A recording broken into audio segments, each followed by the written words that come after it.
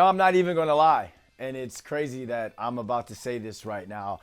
I wasn't sold on Jaxson Dart when Joe Shane and Brian Dable traded back into the first round to grab him. But now, after watching this kid's development and his moxie from rookie camp through training camp and the entire preseason, I've already went on my Robinhood app and bought Jaxson Dart stock. But I want it and him to sit for a bit because it's been nothing but an uptrend when watching this kid's stock rise.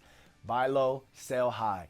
32 of 47 for 372 yards, 3 tutties and no INTs, plus 47 rushing yards and 1 rushing TD. In 3 preseason games, y'all, this kid has it. He's got the aura. He's got the riz, or whatever cool word the Gen Zers are using to describe what we millennials used to call swag. I just had an okay boomer moment there, but bear with me. We haven't seen a preseason like this since Dak Prescott's rookie year, y'all. Everybody has taken notice and has bought into the Dart hype. The man had Jameis Winston eating W's off of him during a game. Go wash your hands, bro. That was gross. Look, the Giants front office has already been all in on the kid. They're the ones that drafted him. But his teammates, the fan base, and the media, well, we're all in too. And then a lot of national media has kind of been pushing this narrative that he should be the week 1 starter. I just don't agree with that. And neither does former 18-year NFL quarterback Matt Hasselbeck. He's all in on the kid. Don't worry about that. And he credits what and who the Giants have kind of put around him for his development. But he doesn't want to ruin the kid by throwing him into the wolves right away.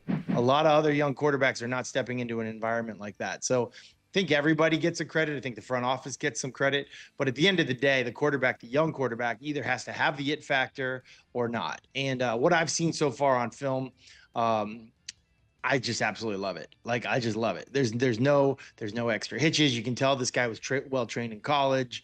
I just would caution everybody, don't throw him out there to the Wolves too soon before he's ready or before the team's ready.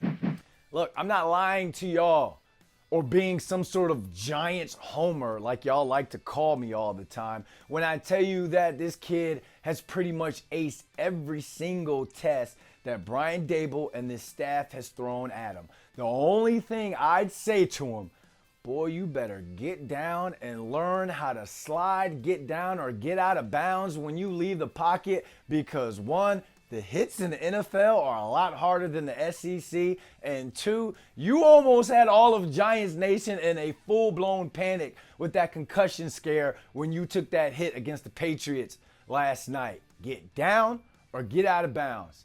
Look, Brian Dable has a good problem of trying to figure out what he's going to do with the 4 quarterbacks in that QB room. All of them played well. All of them led TD drives and put up points. And all of these dudes were fun to watch in their own ways. But what I think happens is, obviously, Russ is QB1, Dart is QB2, and Jameis is QB3. But he could step in early in the season if something happens to Russ, depending on the situation and if they think that Dart can handle being thrown into a game unexpectedly. They did that in the preseason game against the Jets, but I mean, we got to see what happens when ish gets real. Unfortunately, that leaves Tommy DeVito on the possible cut list because no NFL team really carries 4 quarterbacks, and there's no need to put him on the practice roster because those practice roster reps or scout team reps are going to go to Jameis or they're going to go to Jackson. I still think DeVito gets picked up somewhere if he gets cut because, I mean, he's made plays and won games in this league before. But it's just business in the numbers game when it comes to putting together a roster. All right, back to Jaxson Dart. When will he play? I don't know, but I feel like they're going to have like a play or 2 for him to get him in the game or in these early games so he can get a feel and a taste of what regular season game speed feel like. But if it was up to me, if you don't need him, don't play him.